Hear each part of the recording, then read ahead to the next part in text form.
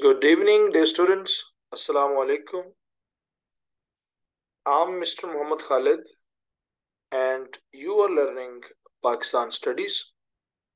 It is week 6, lesson 6.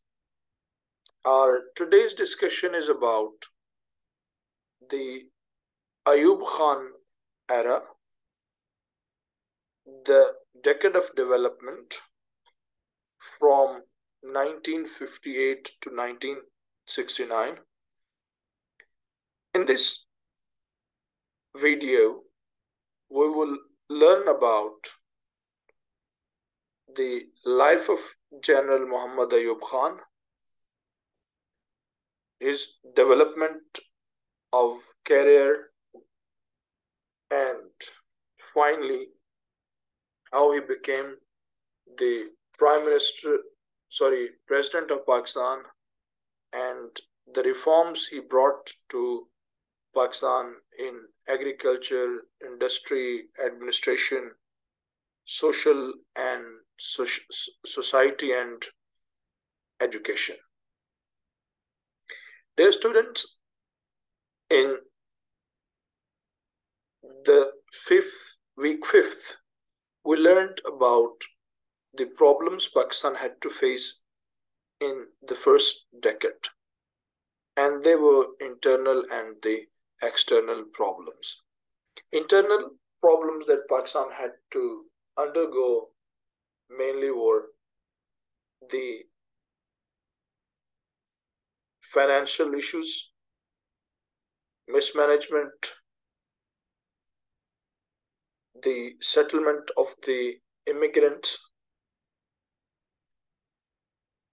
deficiency of infrastructure, scarcity or the food shortage, agitation, provincial differences, and the disagreement of the politician, plus the assassination of the top politicians.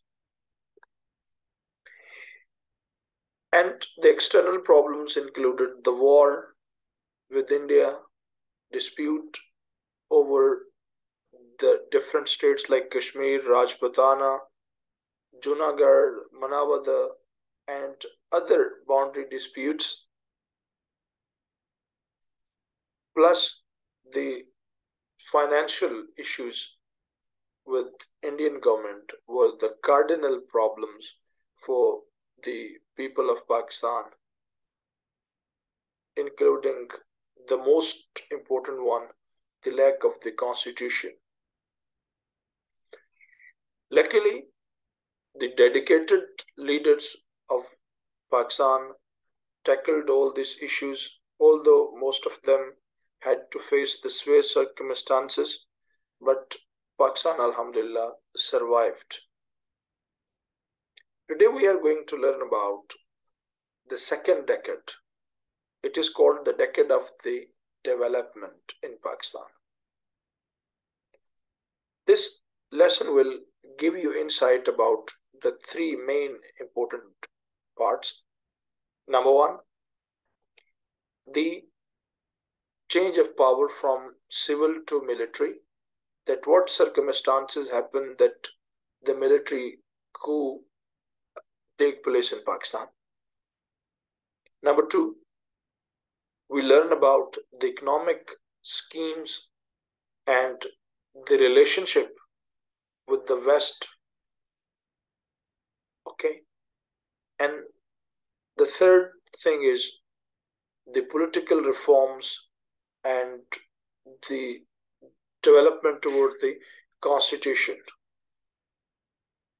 The era of Ayub Khan is considered to be very landmarking, and to some historian it is quite controversial even, because they think that we had to pay a huge price of this prosperity in shape of the democratic rule. Okay, the wealth of the Pakistan was handed over, and somehow the influential people accumulated the most of the wealth and resources of Pakistan, and a new bourgeois or new class of the people emerged who later on ruled the different sections of the Pakistani society. Well, apart from all these confusions, these are the confusions, these are the statements, or these are the different points which are often raised and pointed out by the various scholars and researchers. We simply need to know in plain words what is the development and how these people contributed to our beloved country. Dear students, we will learn the following points in this discussion: early life and career of General Ayub Khan, economic plan, agriculture reforms, industrial reforms, social and educational reforms, infrastructure development and the new capital, and strong foreign policy. The students now move to the earlier life of General Ayub Khan.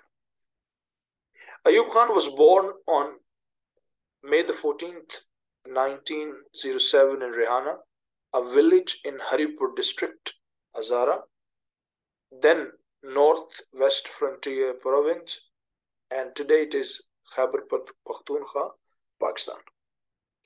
He was the son of Mirdad, a Risaldar, a non-commissioned officer in British Indian Army. Okay. He went to study at Aligarh Muslim University in Aligarh and accepted and decided to join Royal Military College at Sandhurst. Sandhurst is a military college, military academy established by the British. It is now in India. Development of the career. Okay. He joined Royal Military College Sandhurst as a trainee in 1926. Okay, he took the commission as a second lieutenant on 2nd of the February 1928 as in Punjab Regiment of the British Indian Army. After the necessary probation period, he was appointed regularly in British Indian Army on 10th of April 1929. He was promoted to the lieutenant on 2nd May 1930 and to the captain on 2nd of the February 1937. Now, another luck. During World War II, he was promoted to the temporary rank of Lieutenant Colonel in 1942. He was promoted as the rank of Major on 2nd of the February 1945. Okay, and the later year he also got a promotion as a temporary colonel.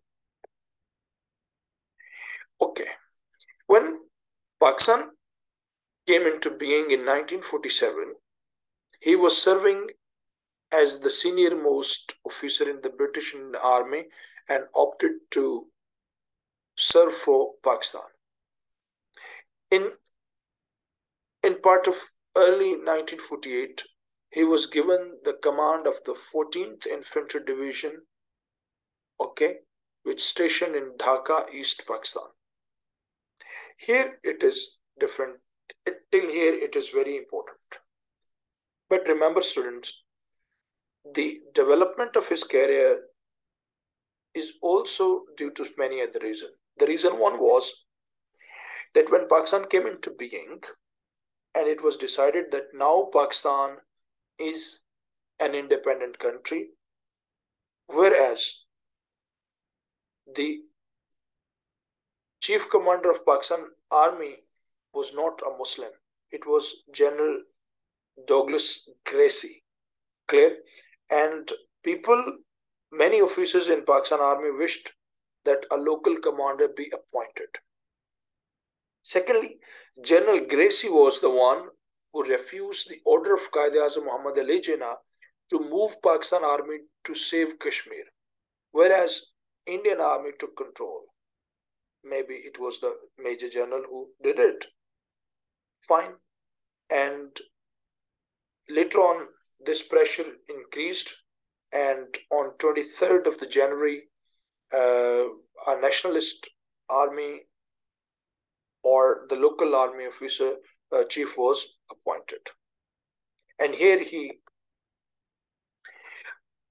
at that stage, firstly, Major General Iftikhar Khan, who took commission in 1929, was appointed as the first native commander-in-chief of the army, but he died in an airplane crash. Okay. Then, you know that at the time when Pakistan came into being, Pakistan required the armored personnel because most of the officers were left with India, and there were quite few officers who joined Pakistan, and Pakistan required a large army also. Therefore, all the officers were reconsidered. I mean, second time they were called in service. It was the need of the time, and luckily the people were available. But the main wave came when the Defense Secretary Iskandar Mirza convinced Prime Minister Muhammad Ali Bogra to promote the junior-most Major General Ayub Khan. I mean, on the insistence of Iskandar Mirza, he convinced Muhammad Ali Bogra to bypass the generals and promote Ayub Khan. In 1957, Iskandar Mirza was promoted to the President of Pakistan, and he promoted General Ayub Khan as a full general in 1958. And now, here it starts the ironic situation that on midnight of 7 and 8 of the October 1958, President Mirza ordered a mass mobilization of Pakistan forces. I mean, on September the 7th and 8th, midnight of 7th and 8th October, okay, President Mirza, a civilian president, imposed military rule, martial law on Pakistan, and appointed General Ayub Khan as the martial law administrator to enforce the martial law on the entire country. But unfortunately, Iskandar Mirza became highly hated and unfavored among the people, among the departments and officials, and his performance appeared to be very dangerous. Thereby, President Mr. Ayub Khan, then Chief Martial Administrator, decided to take the power himself. Ayub Khan dispatched the military units on the midnight of 26th and 27th of October 1958 and arrested Iskandar Mirza, put him into a plane and sent him to England, exile forever. He died there. In 1960, he held a referendum. He introduced a referendum against the civil rule, and he got 95.6% votes according to whatever the claim were, and was selected as the President of Pakistan for the next 5 years. And the first step he took was the visit to the United States. That after he held the power, he visited United States. Start of the government. I mean, now, how he started the government. Ayub Khan imposed martial law in October 1958. Martial law was imposed by the civilian, whereas Ayub Khan extended it, and then he got a referendum and became the president. And after the president, he did lots of things for Pakistan. Here starts the era of the development. When Ayub Khan came into power, the First World War had over, and the countries were looking to reconstruct and restructuring of the relations with the various nations globally. Okay, in those nations, West and especially the Americans were very strong countries who were looking for the good relations, and then they wanted to establish allies in the other part of the world to stable their own economic uh, relations and to expand the control over the others. US was also dreaming at that time to take hold on the world, and therefore Ayub Khan came to be a very good companion in this region. Okay, and the US needed strong army, military men to rule in geopolitically important allies, clear, so that the further American interests would come. Pakistan provided Americans with very good and magnanimous services in terms of the army and others. And if you look at this picture, you find that how General Ayub Khan is frank with the American president. Okay, economic policies.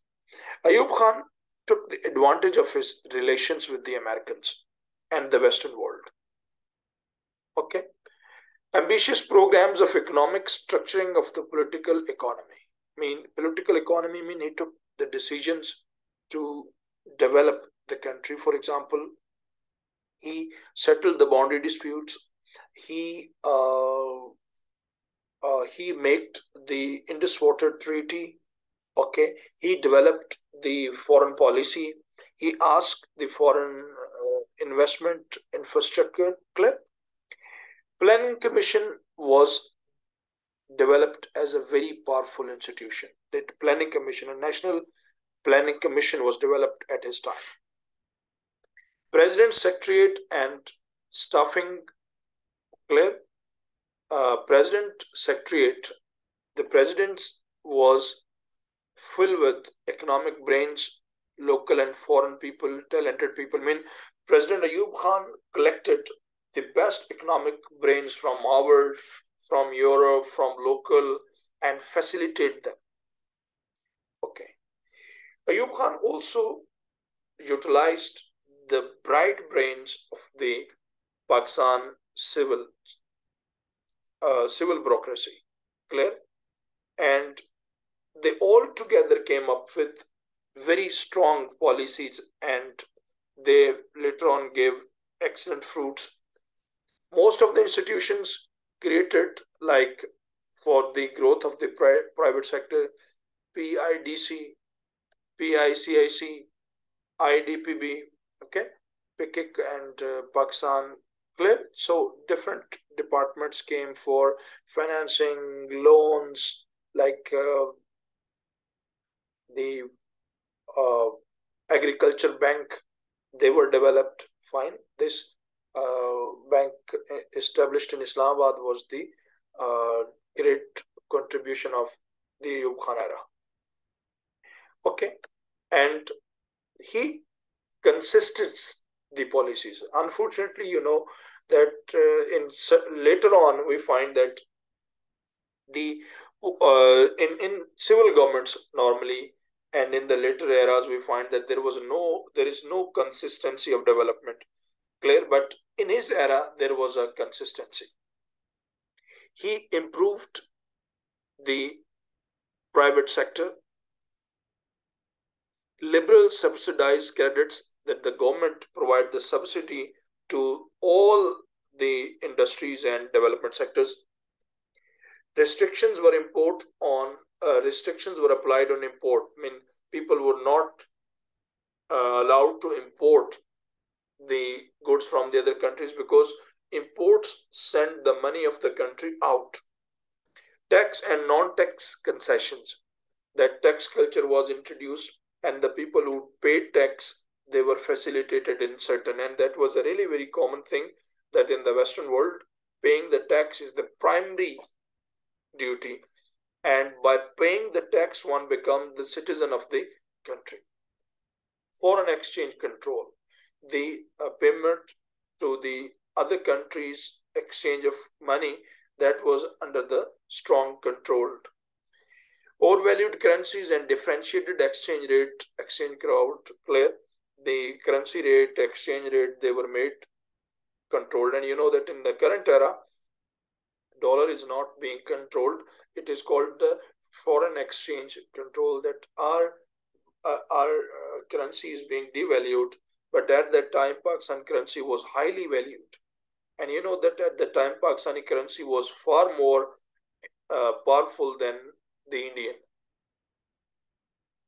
Okay. He made lots of agriculture reforms. The mega reforms that Ayub Khan took, they were the agriculture reforms. Let's know the main points. He limited the land holdings. You know that in areas of Punjab and Sindh and Balochistan, especially in Punjab and Sindh, the Vaderas hold a huge land. He limited that no family can hold any extra land than the land given by the government. He gave loans to the farmers to purchase seeds, machinery, to pay the labor. Okay. After the Indus Water Treaty, dams were built, okay, to enhance the agriculture. Let's have a deep look on the agricultural reforms by the Ayub Khan. Okay. Indus Basin Treaty. Clear, you know that India took the control of all the waters, all the rivers flowing to Pakistan, and a war happened. Later on, when the situation escalated to extreme, World Bank offered the moderation, okay, and with the help of World Bank, Pakistan and India came to an agreement, and it was decided that the water of the three upper rivers like Sindh, Chenab, and Jhelum, they are exclusively for Pakistan, whereas the other four rivers that flow into India, Ravi, Satluj, Beas, and others, they will remain in the control of the India. Clear? Ayub Khan limited holdings, that nobody can hold the long land. Okay. Okay. And he also said that no person should possess the land than 12.5 acres. Okay. And should not have the land more than 500 acres. Clear? And 500 acres, not less than 12.5 acres. 12.5 एकड़ से कम ना हो और 500 एकड़ से ज्यादा ना हो. Fine. In the canal water, whereas unirrigated areas, they can hold up to 1,000 acres. He provided loans for purchase of tractors, okay, pesticides, and others. Okay. He also gave subsidy to poor farmers who couldn't pay the loans. Dear students, we have learned that the first reform, agriculture reform. Because of this agriculture reforms, Pakistan became very favorite. Clear? The crops like wheat, like rice, cotton, okay, and they become the cash crops. Pakistan searched the market Also at that time, Pakistan developed the textile industry in Pakistan, and Pakistan came to be a leading country in the textile industry.